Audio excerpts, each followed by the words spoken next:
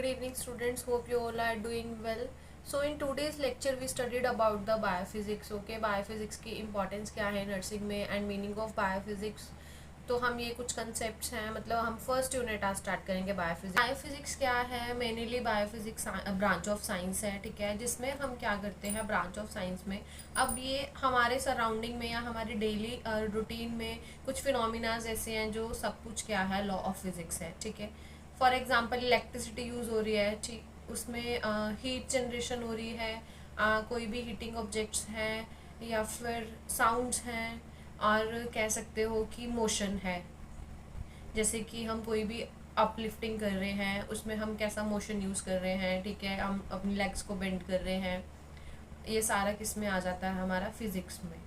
और फिज़िक्स क्या है? एक मॉडर्न फिज़िक्स ये है कि जितने भी लॉज हैं डेली हम यूज़ कर रहे हैं। अब मेज़रमेंट्स हैं, ओके, मेज़रमेंट्स हो गया, लेंथ हो गया, मोशन हो गया, ये सब क्या है, फिज़िक्स के अंडर आता है सारा कुछ। और इसके साथ साथ हम करेंगे कि जो फिज़िक्स है वो नर्सिंग में कैसे यूज़ में आता है, इंपॉर्टेंस क्या है फिज़िक्स के, फिज़िक्स इन नर्सिंग, ठीक है। सो बायोफिज़िक्स जो है, फर्स्ट ये टर्म कहाँ यूज़ हुई थी? In 1892 by Karl Pearson in his book. जो उन्होंने अपना बुक लिखा था उसमें ये टर्म उन्होंने यूज़ की थी। The book is the grammar of sciences. The next, biophysics is defined as science where there is a application of laws of physics to life process. जो भी एप्लीकेशंस हैं लॉ ऑफ फिज़िक्स की life processes में use होती हैं तो हम उसको क्या बोल रहे हैं? बायोफिज़िक्स बोल रहे हैं, okay.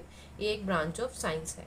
Next, biophysics is branch of science that deal with study of physical और biophysical principle and their application to health sciences. Okay, biophysics क्या है? ब्रांच ऑफ साइंस है जो डील कर रही है फिजिकल और बायोफिजिकल फिनोमिना के साथ, और उनका जो रिलेशन है किसके साथ है? हेल्थ साइंसेस के साथ है, मतलब their application are related to health sciences. The next one is importance of biophysics in nursing. So biophysics क्या है? काफ़ी चीज़ों में हेल्प कर रही है नर्सिंग में। फॉर एग्जांपल प्रैक्टिकल, चाहे वो प्रैक्टिकल हो, चाहे फंक्शनल नॉलेज हो, चाहे फिजिकल प्रिंसिपल्स हो, नर्सिंग का कोई भी प्रोसीजर है, फॉर एग्जांपल एंजियो इंसेशन है या फिर हम ड्रेनेज कर रहे हैं, तो उस सब में क्या है? फिजिक्स यूज़ हो रही है, okay.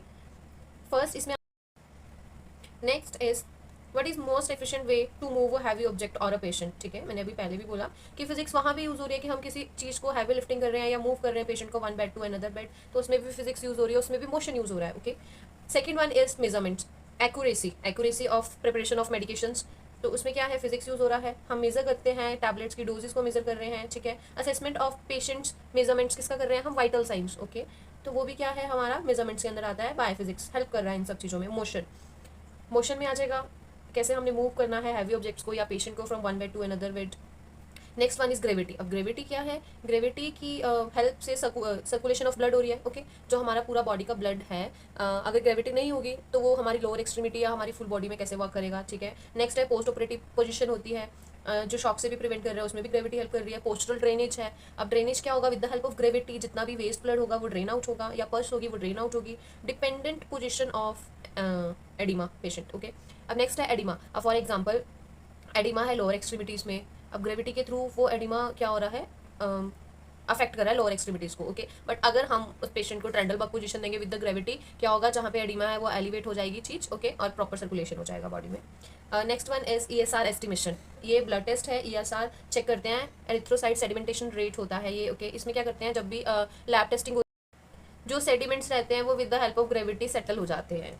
Next is centre of gravity. अब बॉडी मैकेनिक्स है वो सारा सेंटर ऑफ ग्रेविटी पे डिपेंड कर रहा है। Turning and lifting of patient हो गया, crutch walking, even crutch walking is and even also crutch walking हो गया, स्पेसिफिक ग्रेविटी हो गया, फोर्स हो गया। फोर्स हम नर्सिंग में कहाँ यूज़ कर रहे हैं? ट्रैक्शन में, ओके। जब भी हम पेशेंट को ट्रैक्शन यूज़ कर रहे हैं तो फोर्सफुली पुलिंग फोर्स हम उसमें यूज़ करते हैं। मसल एक्शन हो गया हमारा उसमें भी। अब फोर्स कहाँ यूज़ कर रहे हैं हम? अगर हमने अपनी एक्सट्रीमिटीज़ को फ्लैक्स करना है, एक्सटेंशन करना है।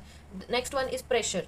प्रेशर कहाँ पे यूज़ हो रहा है नर्सिंग में? सक्शन अपरेटस में, वहाँ पे हम नेगेटिव प्रेशर का यूज़ कर रहे हैं। अब पॉजिटिव प्रेशर वेंटिलेशन में भी हम क्या कर रहे हैं? प्रेशर का यूज़ कर रहे हैं। नेक्स्ट वन इज कोई भी इरिगेशन है या पेरेंटल फ्लूइड दे रहे हैं हम, उसमें भी हम प्रेशर का यूज़ कर रहे हैं। Okay, next one is heat, तो थर्मो रेगुलेशन सिस्टम है जो बॉडी का, स्टीम इनहेलेशन है, ये सारे किसके अंडर आएंगे, हमारा हीट एप्लीकेशन के अंडर। इवन ऑटोक्लेविंग हो गया, स्टरलाइजेशन हो गया, ये सब क्या है, बायोफिजिक्स का ही पार्ट है। Next, light and sounds, action of lenses, हमने लेंसेज में क्या किया है, उसके एंगल्स पढ़े होंगे हमने। ओके, रिफ्रैक्टरी एरर्स भी पढ़े हैं, वो सब डिपेंड करता है बायोफिजिक्स से। Next one is electricity. अब इलेक्ट्रिसिटी क्या है, कैसे बायोफिजिक्स में इसकी इंपॉर्टेंस है, ईसीजी हो गया, ओके, इलेक्ट्रोकार्डियोग्राम, या उसमें क्या होता है, प्रॉपर हमारी वेव्स बनती हैं सब कुछ, तो वो सब क्या है, फिजिक्स है। Next one is electrical shock therapy दे रहे हैं हम, उसमें भी हम इलेक्ट्रिसिटी का यूज़ कर रहे हैं। Work and energy, next circulation of blood हो गया हमारे पास, ओके, पल्स फॉर्मेशन हो गया, work done by heart and skeletal muscle. Okay, next है हमारे पास atomic physics. Atomic physics is related to radiations. Okay, तो नर्सिंग में ट्रीटमेंट्स में हम यूज़ करते हैं रेडिएशंस का। The next one is X ray therapy हो गया, उसमें भी रेडिएशंस का यूज़ कर रहे हैं। सिटी स्कैन हो गया, हमारा जो भी रेडियो एक्टिव मटेरियल है वो सब क्या है, एटॉमिक फिजिक्स के अंडर आता है।